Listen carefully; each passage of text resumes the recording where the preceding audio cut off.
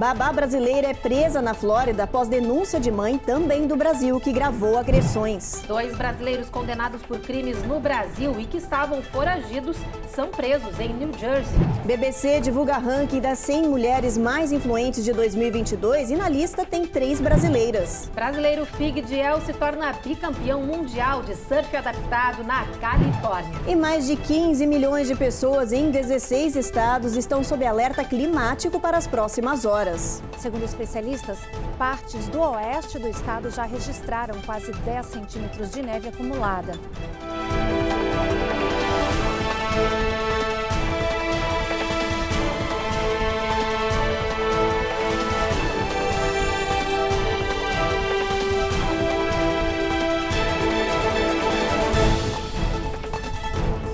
Olá, boa noite. Boa noite. Uma brasileira que trabalhava como babá para uma família também vinda do Brasil foi presa em Fort Myers, na Flórida, depois de ser gravada batendo na criança em que ela cuidava. A mãe da bebê decidiu instalar uma câmera de vigilância na sala, depois de desconfiar que algo estava errado, já que as crianças dela começaram a aparecer com marcas de agressões.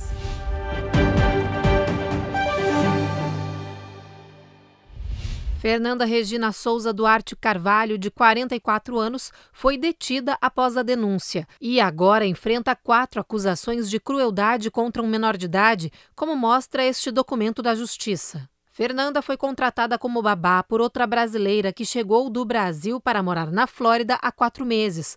Elas moravam na mesma casa.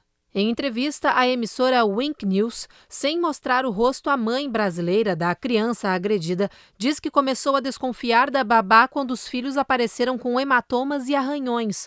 Foi quando ela decidiu instalar uma câmera na sala, que registrou alguns desses momentos. A brasileira diz que muitos outros vídeos, até mais graves, foram entregues à polícia de Fort Myers.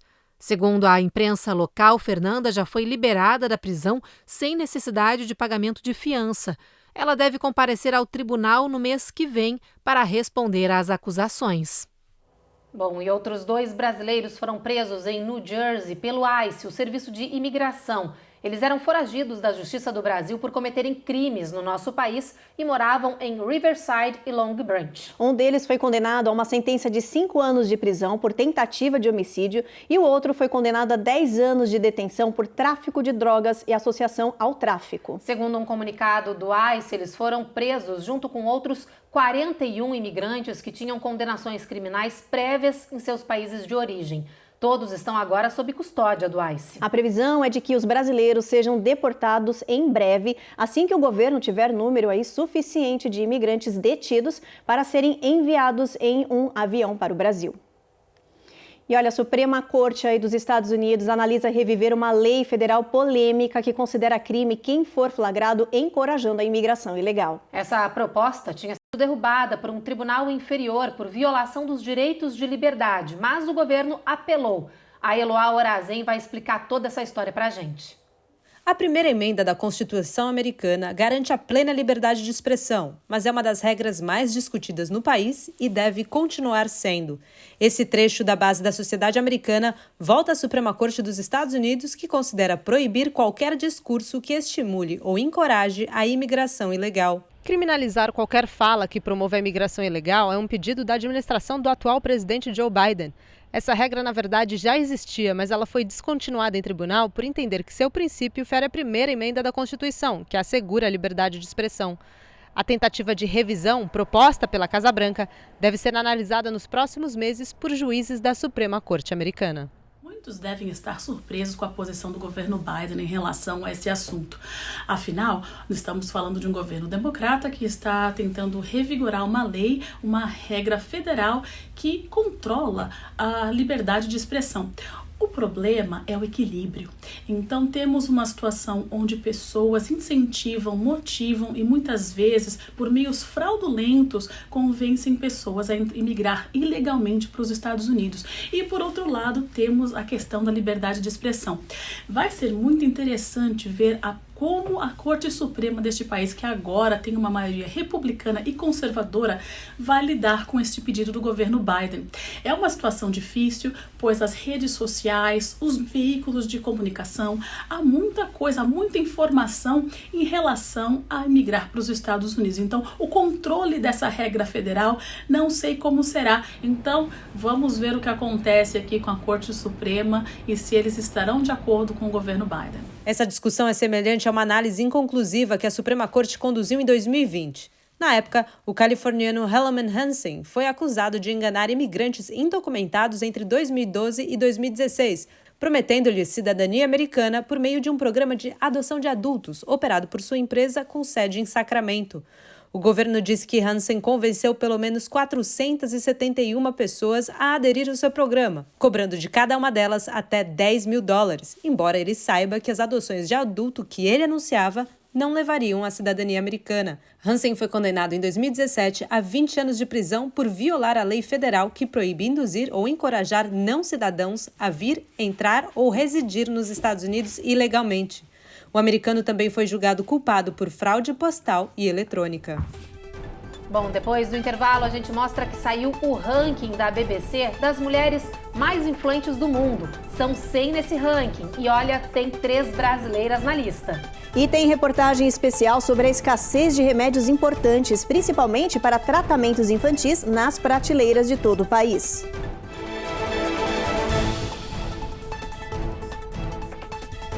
Américas no Ar. Oferecimento Rejuve Chef. Melhore agora sua qualidade de vida. Perm Shield. Precisando construir ou reformar seu ambiente? Temos o piso ideal para você. Acesse permshield.com.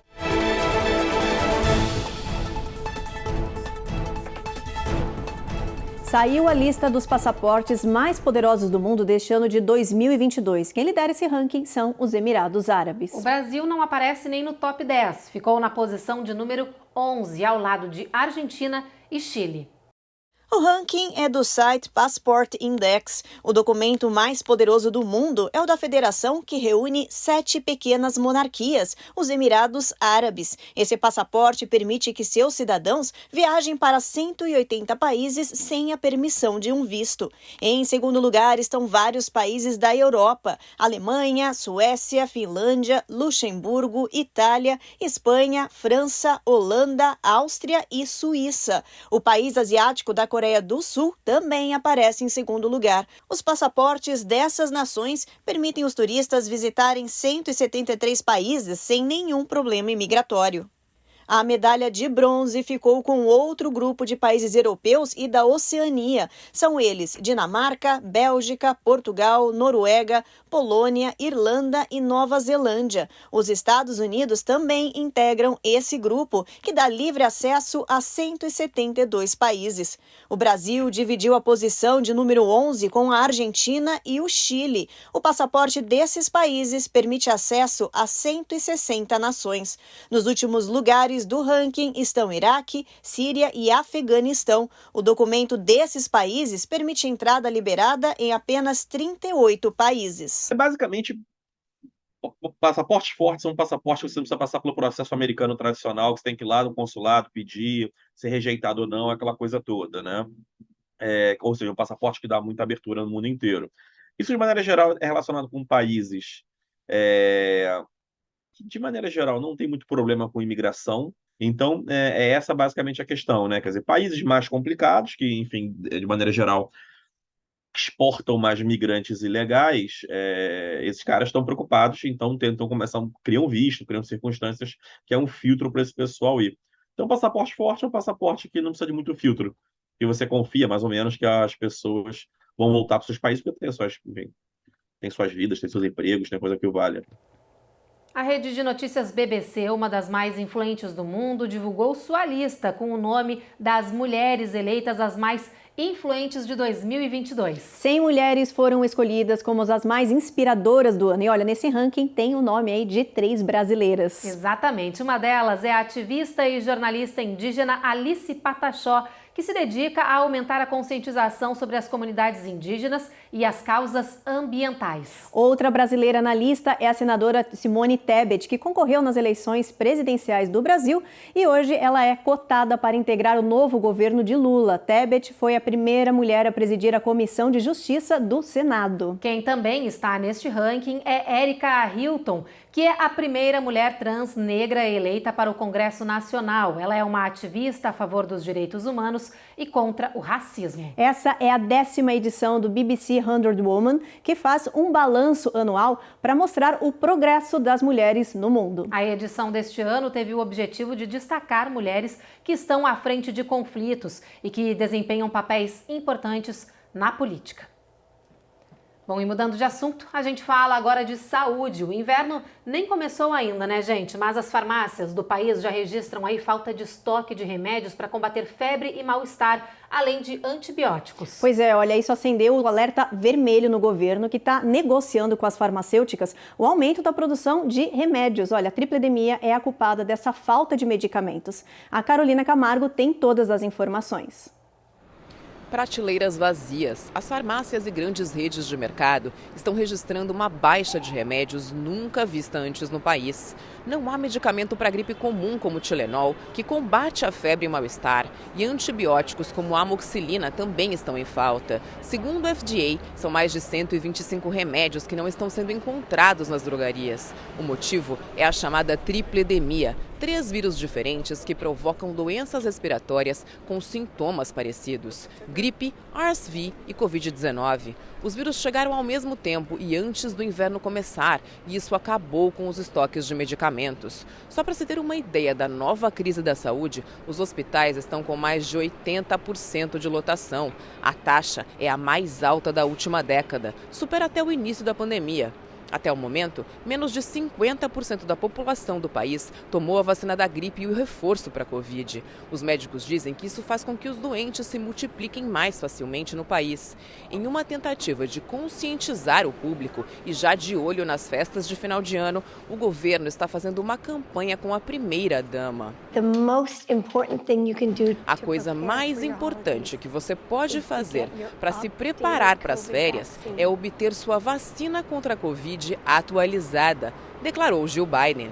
Esses aumentos súbitos de demanda podem de fato levar a uma sobrecarga, né, e a falta de medicamentos disponíveis para todos que precisam, o que é um grande problema, e por isso a necessidade da gente tomar medidas de prevenção que possam de fato atuar antes da necessidade do medicamento, ou seja, o ideal é que as pessoas não adoeçam.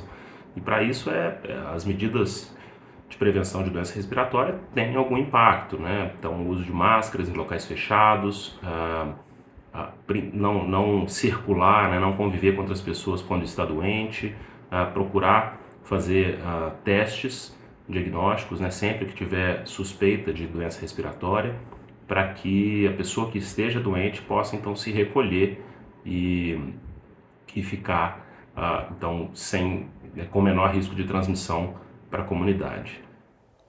No próximo bloco tem os detalhes da missão da NASA que concluiu com sucesso a ida e o retorno de uma aeronave à Lua, indicando que o homem deve voltar ao satélite natural em breve. E a gente fala também do Miami Bloco, que já começou e nesta noite deve parar Miami Beach com uma grande folia brasileira de carnaval.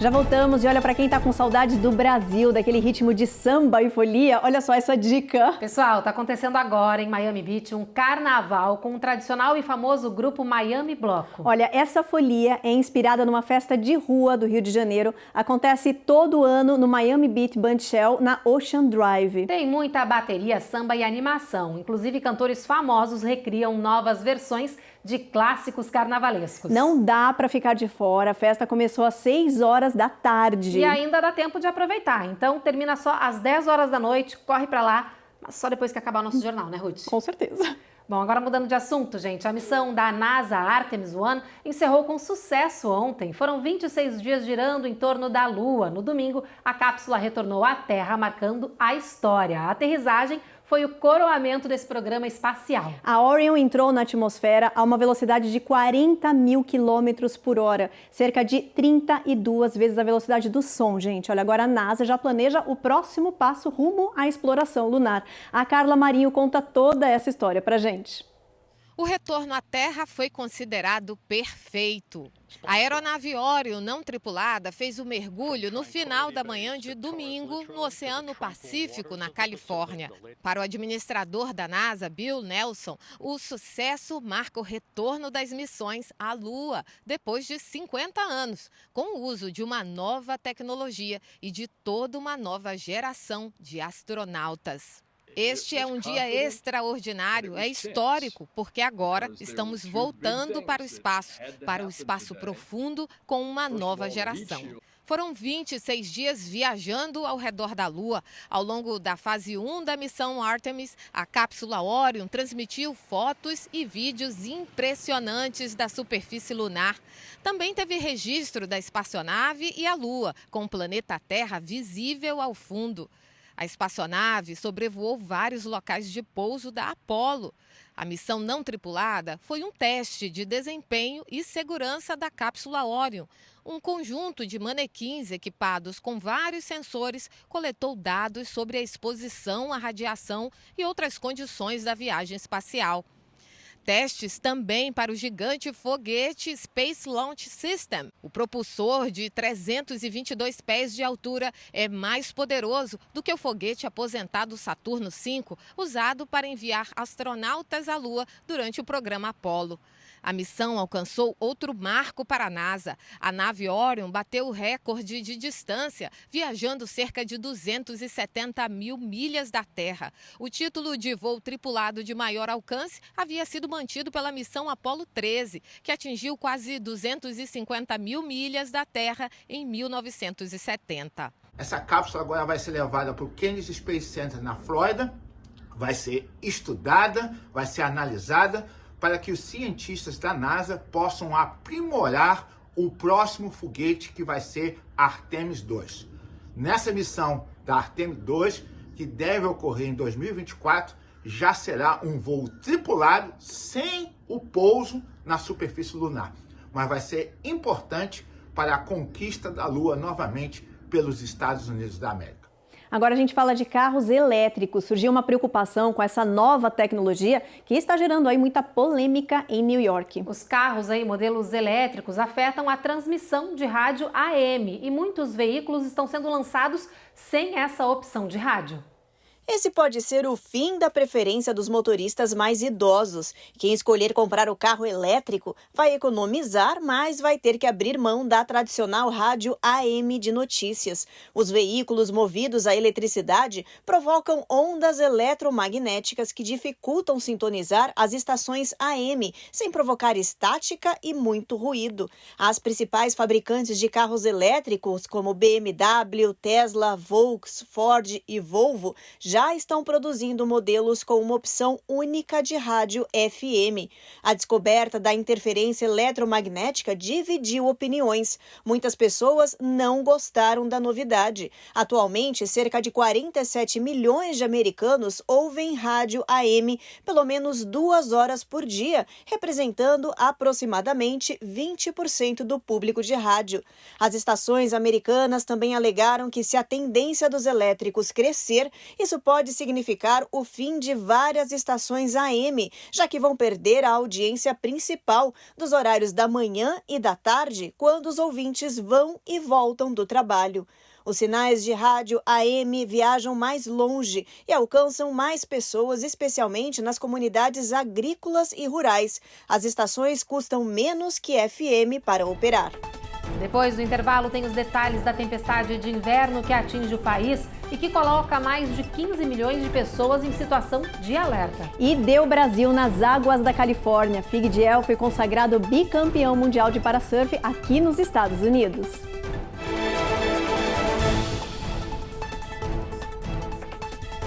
Américas no ar. Oferecimento Rejube Chef. Melhore agora sua qualidade de vida. Perm Shield. Precisando construir ou reformar seu ambiente? Temos o piso ideal para você. Acesse permshield.com.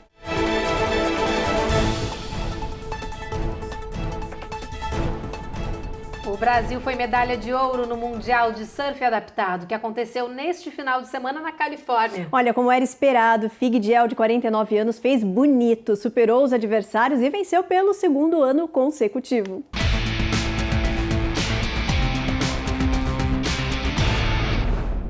O surfista brasileiro Fig Diel conquistou a primeira colocação e conseguiu o bicampeonato do Parasurf na categoria Deficientes Visuais. Ele venceu a bateria final com uma somatória de 13 pontos na frente dos adversários da França e da Alemanha. Fig foi carregado no colo logo depois de vencer a última prova na água. Na premiação, teve comemoração e hino do Brasil. O ISA World Parasurfing encerrou ontem, domingo. Essa foi a maior edição desse campeonato, que reuniu 180 para-atletas do mundo todo. Agora a gente fala sobre os sistemas climáticos que estão sob o país e que colocam em alerta mais de 15 milhões de pessoas em 16 estados. Depois de passar pelo oeste do território no final de semana, provocando caos e fechamento de muitas rodovias na Califórnia e em Nevada, essa tempestade severa de inverno está se aproximando do leste. Já neva bastante em muitas regiões do país, mas a situação deve se agravar amanhã. Além disso, partes do sul, como Mississippi e Louisiana, estão sob risco de tornados e chuva de granizo. Em Massachusetts, gente, a sensação térmica já está abaixo de zero, como nos mostra a Giovanna Locatelli. As medidas preventivas começaram a entrar em vigor ainda no final do domingo, quando a primeira neve começou a cair por volta das 4 da tarde. A Polícia Estadual emitiu restrição de velocidade para deixar as vias mais seguras. Algumas ocorrências de acidentes foram registradas. Segundo especialistas, partes do oeste do estado já registraram quase 10 centímetros de neve acumulada. 90 voos foram cancelados em todo o país nesta segunda-feira, incluindo 36 voos de Boston. Algumas empresas atrasaram o início do expediente para que os funcionários pudessem chegar com segurança ao trabalho. A rotina de algumas escolas também foi alterada por causa da neve. Vários distritos escolares e escolas estão agora começando com 2 horas de atraso e uma das maiores preocupações é que antes de começar isso tudo, nós já estamos com um problema no estado inteiro de não ter motoristas de ônibus suficientes. Então já era uma situação complicada em anos anteriores, esse ano mais complicado ainda devido à falta de motoristas suficientes nos distritos escolares. Bom, e depois dessa informação aí de nevasca, de queda de temperatura em parte do país, vamos ver como é que vai estar o clima amanhã no resto do país, dá uma olhadinha? Olha, Boston, sol aí, mínima de 25 graus, máxima de 40. Nova York, sol também. Washington, tempo encoberto, máxima de 45. Orlando, chuva, mínima de 61. Miami, sol, máxima de 79.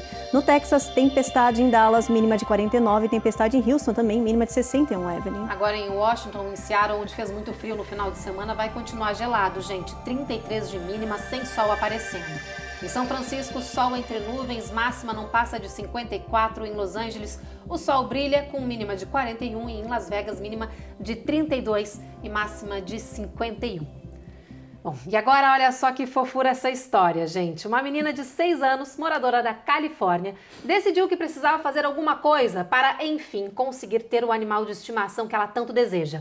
Um unicórnio. Ela escreveu uma carta para o Departamento de Cuidados e Controle de Animais do Condado de Los Angeles, na intenção de conseguir uma licença oficial para ter um animal tão exótico, para não dizer imaginário. Pois é, gente, olha que fofa. Na carta, a menina Madeline escreveu: Caro Condado de LA, gostaria de sua aprovação se eu puder ter o meu unicórnio no meu quintal. Isso se eu puder encontrar um. Por favor, me envie uma carta em resposta. E a resposta veio em um documento oficial, colorido e com uma ilustração de um unicórnio no topo. Com o ofício, a menina se tornou a primeira pessoa a ter uma licença que autoriza a posse de um unicórnio. Ah, e tem mais, viu, gente? Como o departamento disse ser consciente da dificuldade de se encontrar um unicórnio por aí, decidiu dar à menina um de pelúcia, mas com uma etiqueta de licença permanente. Além disso, as autoridades fizeram exigências, viu? Disseram que a menina Ela pode promover um animal, um ambiente com luz de sol, necessita de raios lunares e arco-íris,